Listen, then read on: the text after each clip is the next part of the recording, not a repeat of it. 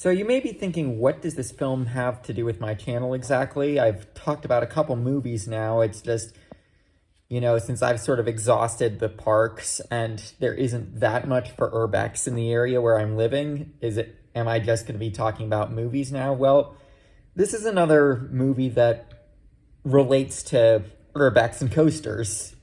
Well, the Urbex, at least. Because as some of you may remember, post-Dogma, the church where that movie was filmed, was abandoned. And I was the first civilian inside of that building in a long time because, well, there happened to be some construction workers that were working on it when I was driving past. So I feel like it fits in with the theme of Urbex and coasters. And also, the movie's going to be getting re-released, so I kind of want an excuse to talk about it, given that Kevin Smith just got the rights back. But I'm not going to be talking about the standard version here. I'm going to be talking about the extended edition, which just came out a couple weeks ago, and it is free on YouTube. I will have it linked down below. It is something that was made with the permission of Kevin Smith, and, well, I want to talk about it. So the thing that makes this relevant to Urbex, I'm going to show some stuff off. So these are some pictures of the church. Some of these are videos and pictures I took. Some of these are from the movie. So you can see the preacher in front of that arch thing. And now to contrast that background to what it looks like today, you can see in my video here what it looks like today, all abandoned.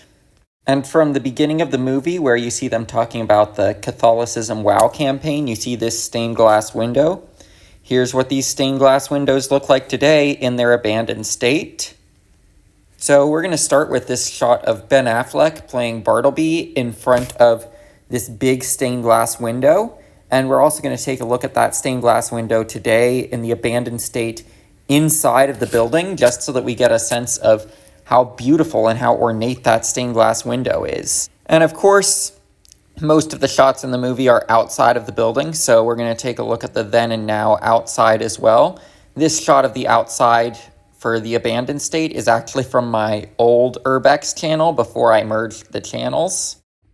Now, I am not just going to be talking about the Urbex connection here, but I feel like it's worth mentioning for why I am so attached to this movie because, well, it was largely how I discovered it from finding posts about that church online when I found out that it existed thanks to Sam and Colby, and ended up trying to urban explore the place and wasn't able to get in for years, and it was sort of like a mythical thing of, hey, what's it like inside? And then last summer, when I finally got inside, it was a bucket list fulfilled thing. But, that's not what I'm here to talk about majority. But it is important, I think, to show why this movie is so impactful to me on a personal level because of that Urbex connection. Now, in talking about the movie itself, beyond my own personal Urbex connection to it, I am going to say it's really good. If you look at the extended version, something that's really awesome about it, now this just released 2 weeks ago, we have new footage of George Carlin. I'm going to say that again. We have new footage of George Carlin. So that's something that alone makes it really awesome to have this extended edition because we have new footage of George Carlin. The extended edition, it also has more jokes. Like, it does have a slightly extended intro that includes in George Carlin's speech as the Cardinal, which I know that that's one of the jokes to have him playing the Cardinal, basically. But one of his lines is that basically he had lied to them about Jesus coming back, and I'm like, that's so perfect for a lie you would tell Christians to get them to come to an event, to tell them, hey, your guy is going to be coming back. That's just so perfect to have that joke. So it's like, I do like that that was put back in, and I like having more scenes with him. So more George Carlin, that's absolutely a plus. You also see him on the phone when Bartleby and Loki are destroying everything, so you get an extended version of that scene. You see him on the phone before they end up killing him based off of how they judge him. So it's like, it's cool to see that in the extended edition.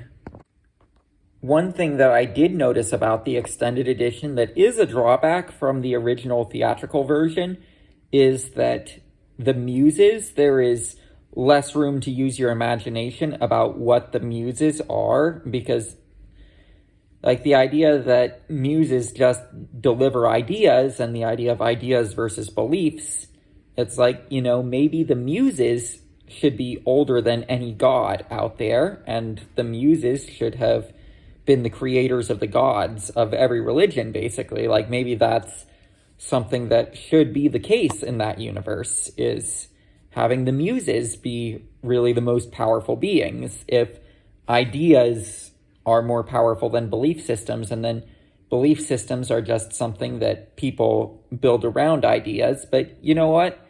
That's a short moment, so I'm not going to get too upset that they say that the muses were created. It's a little interpretation that I have of the muses should be more powerful than any god out there. That's just an interpretation that I have of the movie. But, you know, there's also an extended scene with that gang in the bar, and it has it be where Serendipity inspired a song number that Jay and Silent Bob did. So that is a thing that the muses have the power to do, and I like that, even though... And also, there's a really powerful message that she gets out about dancing, because the idea of stripping being not art versus it being art, like, I mean, it feels like a, hey, sex work is work type message. So I like that is in the extended version, and it's not, that's in this extended edition, but it wasn't in the original. So, like, I mean, that's a little message that they have in there with the fact that she's stripping, because the idea of her being a stripper is seen as, oh, having writer's block. It's like, it's still a form of art. Sex work is work. I like that message is in there. I'm also going to throw out there that it's nice to get extra details about Bethany and her background through a scene that I'm not going to spoil, that's at the beginning of the extended edition, where you see her delving into her background in more specifics than what you get in the theatrical cut, with a patient at the Planned Parenthood clinic that she's working at. And that feels like something she would naturally be saying in counseling the patient. And of course, talking about this movie, I could not talk about it without that boardroom scene where Bartleby and Loki go up the USX Steel Tower to go to this boardroom for Mooby the Golden Calf. And it's essentially a bunch of executives that have done a lot of really creepy stuff, sort of Harvey Weinstein-esque.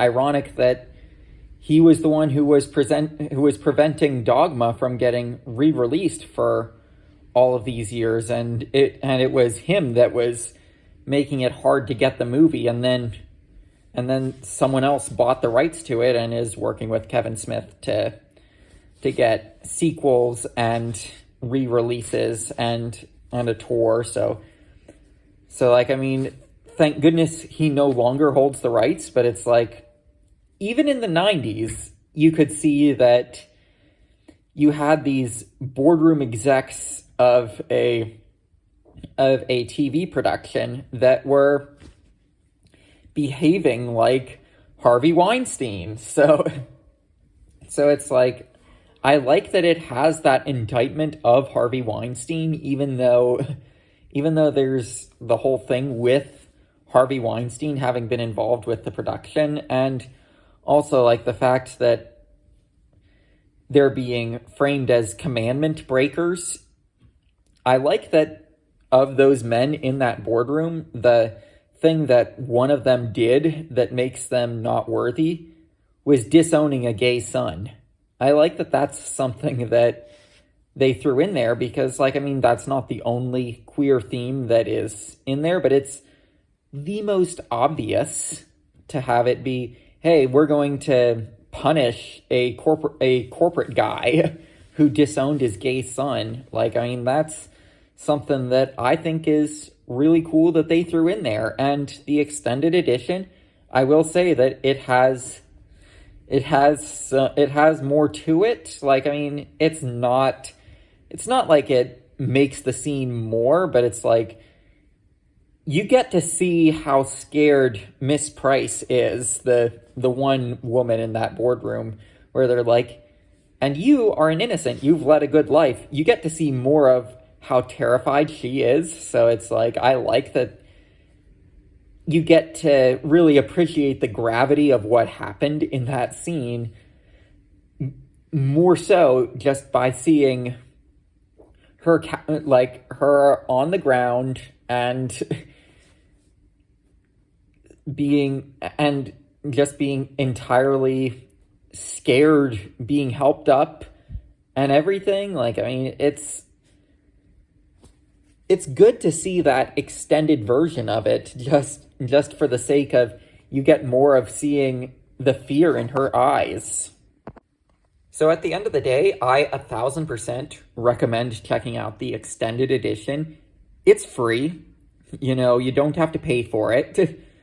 And, if you liked the theatrical release and you've been thinking, oh, this movie has some deep themes and I want to see some more stuff explored with it, we now have this extended edition that reincorporates all of the deleted scenes. So, I like that it's something that we have now, just to have it as another version. I don't love that it has it where the muses were created by God, because then the idea that the muses are older than time itself and created every god of every religion, that basically there's something that's beyond something that humans have ever thought about, which, the idea of ideas versus belief systems, I think that would be a good exploration on that theme, would be to have the muses be that. But